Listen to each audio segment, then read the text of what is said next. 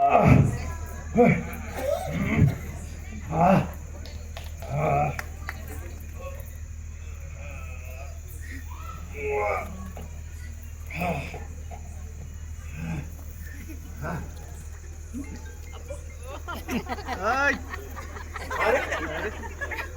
तुम्ही? बसवा गंमत. बसा बसा.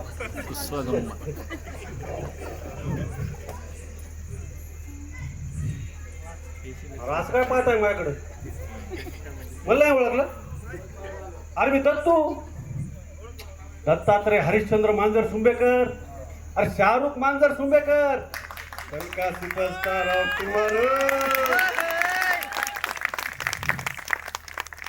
नाही ओळखलं? तुमचा बी काय दोष आहे म्हणा, माझा अजून सिनेमा रिलीज नाही झाला ना. पण एक गोष्ट सांगू का, सुपरस्टार व्हायचं ना तर बनवली पाहिजे बॉडी. हा, रोज व्यायाम सुरू आहे आपल्याला, सकाळ संध्याकाळ रोज व्यायाम सुरू आहे. फक्त 2 टाइम खायला मिळालं की झालं.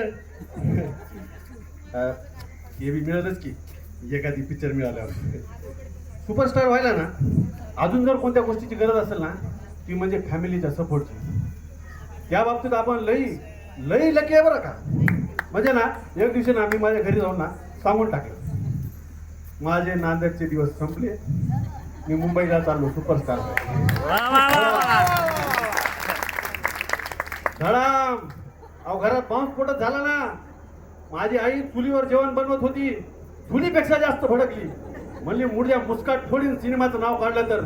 या सिनेमामध्ये बाया एवढ्या एवढ्या चट्या घालून जाते, त्यांच्या संग नाचायचं भरे तुला. तर मी म्हणलं आई तसं नसतं. तर बा म्हणाला, ए तुला नाचायचा एवढा शौक असन तर लगीन लावून देतो. 1.5 एकराचं वावर आहे आपलं, बायको संग नाचीत बाईस. मी म्हणलं बा तू दुनिया नाही बघितली.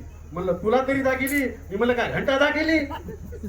आणि लोकांच्या घरात बोरमिठाच्या बाटल्या आणि माझ्या घरात दारूच्या बाटल्या. लोकांची पोरं आहे ना खात्या पित्या घरची वाटायची आणि मी फक्त पिता घरचा. हे काय नाही, मी सांगून टाकलं, मी सुपरस्टार होणार म्हणजे होणार. ज्या दिवशी मुंबईला जाणार होतो ना, माझी म्हातारी झोपलीच नाही हो. रात्रभर माझ्या डोक्यावरून हात फिरवत राहिले. मी पण झोपीचं नाटक करून उगा पडून राहील. 4ला उठली माझी म्हातारी, माझ्यासाठी गरम गरम जेवण पण बनवून दिलं. हातातली सोन्याची बांगडी काढून माझ्याकडे दिली. मी नग नग म्हणलं, पण बाईनं माझं काय ऐकलंच नाही. वाटलं होतं ना ती बांगडी लय सांभाळून ठेवली. कसलं काय, इथं आले की महिन्याभरात शिकावं लागेल. काम न धंदा, खाय प्याची वांदे. नंतर कळलं माझ्या बानं लय मारलं माझ्या आईला, बांगडी कुठं आहे म्हणून. पण माझी म्हातारी एक शब्द बोलली नाही.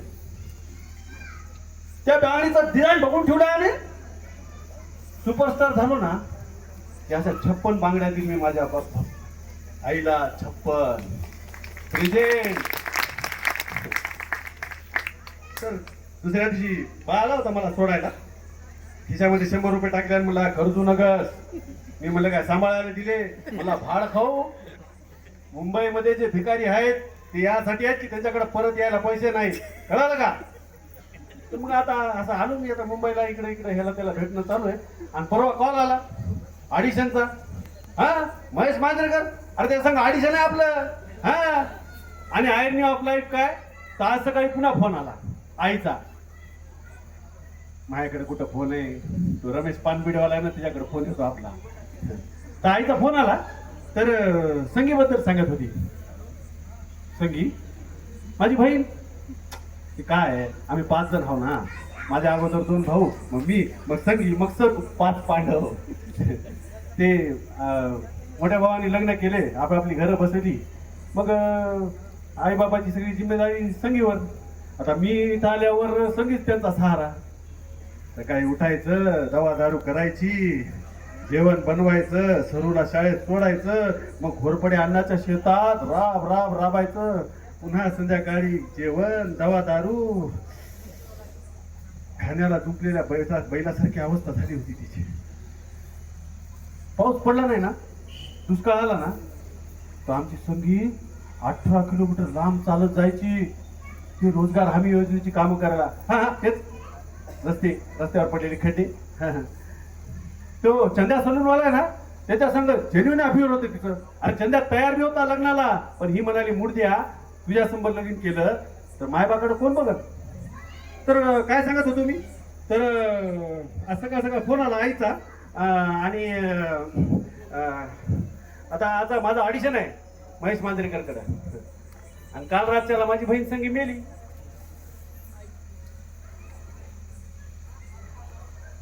म्हणजे डेट वारली. आणि मरणाचं कारण काय, 2 दिवसाखाली ताप आला, परवा वाढला आणि काल गेली. माझी आई आहे ना, रोज झाली जेव्हा मी सांगणार तिला, विचार तुझ्या देवाला हो कुठला तुझा न्याय. नाही रडत नाही मी, ते डोळ्यात काहीतरी गेलंय कशाला, काय त्याच्यात काय आहे. तिच्या मौतीला जाऊ शकत नाही ना मी. का म्हणजे आता माझं ऑडिशन आहे ना महेश मांजरेकरकडे बघ. आणि मरण काय आनंदाची गोष्ट आहे का, पळत पळत जायला नाही 13 वेळेला, त्यात काय.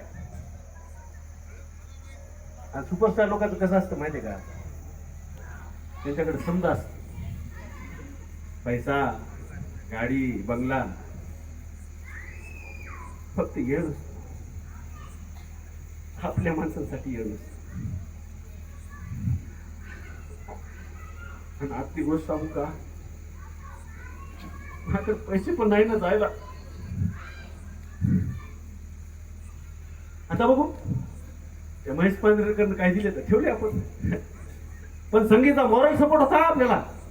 म्हणजे मी जेव्हा इथं निघालो ना, तेव्हा तिला विचारलं काय ना संगे, मी सुपरस्टार झाल्यावर तुझ्यासाठी काय आलो. तर म्हणाली दत्तू शेठ. मला दत्तू शेठ म्हणायची ती. म्हणाली दत्तू शेठ माझ्यासाठी लाल साडी आणा, श्रीदेवीने घातली होती ना तशी. 30 लाल साड्या बघून ठेवल्यात शापर स्टॉप मध्ये, डेली चेंज. आता मी सुपरस्टार झालो ना आणि गावाकडे गेलो ना, तिथं समजा माझं गाव, माझ्या गावातली माणसं, फक्त माझी संगी नसते. तेव्हा मी काय करायला माहितीये का, आमच्या गावाजवळ एक डोंगर आहे, त्या डोंगराजवळ जाईल, ते आकाशातल्या ताऱ्याकडे बघत आणि ओरडत, संगे तुझी लाल साडी आणली आहे ना बहिणे.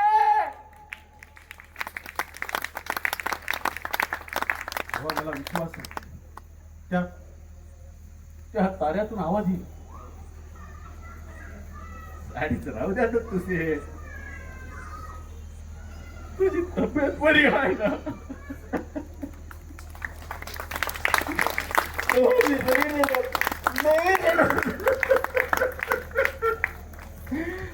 माझी संगी रे, माझी संगी.